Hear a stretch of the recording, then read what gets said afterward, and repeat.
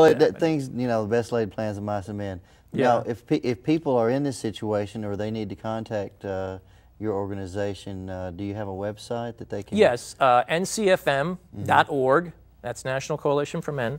.org, and we are with the Kentucky-Tennessee chapter of the organization, and they can contact me via email. It's bjernigan7040@bellsouth.net. Okay, and we'll have that all up on the screen for our viewers. But it's not just men domestic violence. I mean, there's a lot of different type of situations. What are some of the other cases? Paternity fraud is fraud. another one. In fact, there's a man that I know in Georgia. His name is Carnell Smith. He was on Dr. Phil, in fact, an episode of Dr. Phil. Yeah. I would love to have Carnell Smith. You know, maybe he would come on your show. That would be great to have Carnell on your show.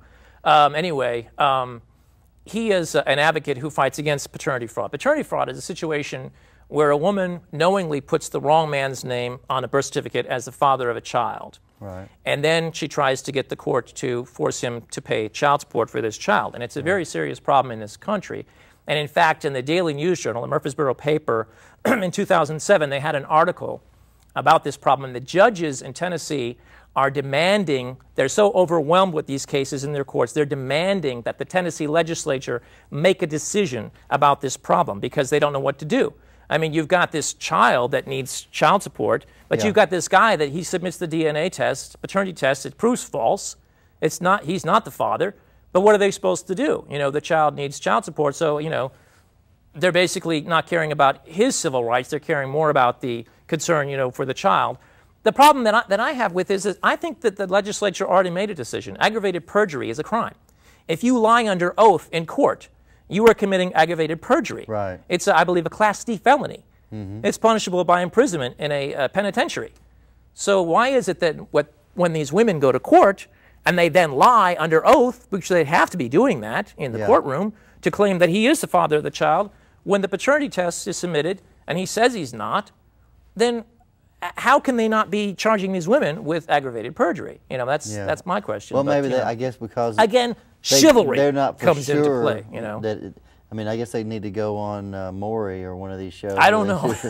Paternity tests, and, but you know, and there's a whole. But that you know, doesn't get the guy off the hook. In other words, she claims he's the father, and they prove DNA. I'm not the father, but they still are ordered to pay court-ordered child support. It happens all the time. They're supposed to still pay the child support, and if they don't, they get thrown in jail. This is a serious problem. Wasn't there even an example of a sperm donors that had to pay child support? That was in Scandinavia, I believe. Yes, there were two lesbians who decided they wanted a baby, and they got a guy who was a friend of theirs to submit sperm so they could have a baby, so he did that. Then they broke up, and who did the courts go after for child support? Him. not her partner. They went after him, so because he's the natural father, you know. But in that case, he was really the father. You know, he really did supply the sperm, but I don't think it was very honest, you know, for them to have used him that way. But anyway, I was trying to plan Dr. Driscoll's presentation, which didn't do well, and I'm talking to some people in Wales right now about a play. So I've got a lot of other things going on. A play about male domestic violence? Or? Yeah, about a man who's a victim of domestic violence. Patrick Jones is a playwright in Wales. He's a playwright, he's a human rights activist and a poet.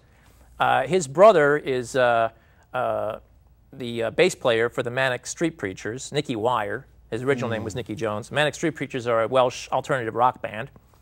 And he has written this play called Revelation, which is about a man who is a victim of domestic violence. His wife abuses him. And Patrick Jones interviewed lots of guys in the UK who were victims of domestic violence. He himself was a victim of domestic violence, and he kind of made this composite character, you know, with all their experiences that he put together and created this character. Nathan Sussex, who is an actor in Wales, has also done like voiceovers in British commercials and whatnot. He plays the guy. Right. And Stacey Daly is also an actress in England. She plays the wife. The play can be produced with minimum lighting, minimum stage set. It's a very, you know, the main thing about the play is the dialogue between these two people, what goes on behind closed doors that people don't see, and that's the message that they want to give to the public. So now this is physical violence, right? Yeah, yeah. It's not just emotional abuse. It's well, it's emotional abuse as well, but it's also physical violence that she's abusive to him. In the play, they actually, you know, present this. But all the people involved in this production, the Patrick Jones, the playwright, and Nathan Sussex, the actor, and Stacey Dealer, the actress, they're all in contact with me, and they want to get sponsorship in America for this play. They want the play to come across, you know, and show here as well. So we've been discussing that, the possibility now, of that if people happening. want to become a member of NCFM, they just go to the website.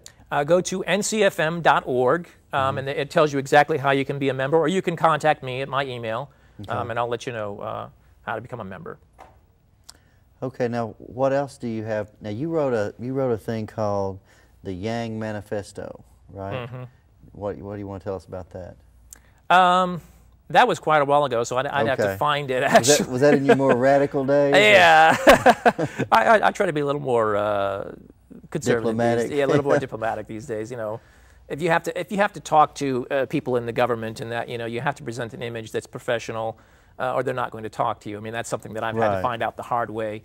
You know, through the years, they're not going to take you seriously. They're not going to take your organization seriously. That's just the way it is. You know, if you want to talk to these people, you have to talk to them. You can't talk down at them. I mean, you can. In some cases, it sometimes works to, you know, raise a placard, you know, and march and things. But sometimes you really just have to look at the whole situation and be diplomatic, and, you know, and write nice letters, and, you know, that often actually gets you further. But a lot of this stuff is just, it's so ingrained in us. I mean, people don't realize it's in movies, it's on TV shows. It's automatic. It's okay to just kind of insult the man or the guy in the situation. He's just the dumb guy. And yeah, the guy says something and she slaps his face, you know, and that's acceptable. You know, we don't say, oh, that's domestic violence. You know, it's acceptable behavior. But when a man, and it's wrong for anybody to assault anyone. Oh yeah. You know, it is. But in a lot of times it's self-defense. I mean, you're just trying to keep from getting your head, you know, crushed. Right. You know, you're just like your friend with the iron. My friend with the iron. Yeah. And I mean, he just slapped. He was just.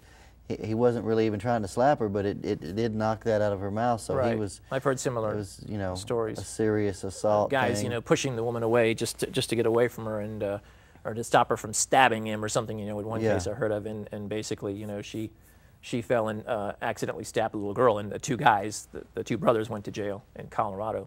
She didn't go to jail. She was attacking him with a knife. You know, so things like that. Yeah.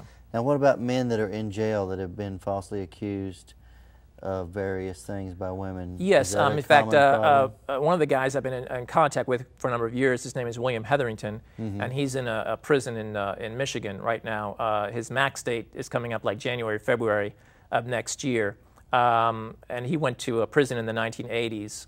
He and his wife were going through a divorce at the time, and she claimed that he raped her. He's always maintained his innocence. One of the things, I asked him on the phone one time, I said, in your opinion, what was it? And he did have a jury trial. What was it that convinced the jury to convict you? And he said it was the testimony of the police under oath in court. They testified that she had red marks on her face, where obviously he had tied some kind of tape or something to it, to gag her or something when he raped her. The NCFM, at great expense, got a hold of the photos taken of his wife on the night in question, and there was no marks at all on her face. So he believes that basically the false testimony of the police in court is what convinced the jury that he really had. So he was going through a divorce trial at the time, but he did have sexual relations with his wife while this was happening. He says that yes, it was consensual sex. Consensual sex at the time. And this was at his home. Yeah, well, it was their home, I believe. Okay, it was their home. But he was just living there at the time, or how you know? I believe so. I have to go back and look at the whole situation, but I know they were going to get a divorce, but it was. But you're saying the 80s. Sex. I mean, that's how long has he been in jail? 20. Oh yeah, I would say over 20 years. 20 years for raping his wife. Yes, exactly. There's even radical feminists in Michigan that say, the guy's done more than enough time. Let him go. And they, every time he's up for parole, they refuse. The main problem is that they say he won't confess.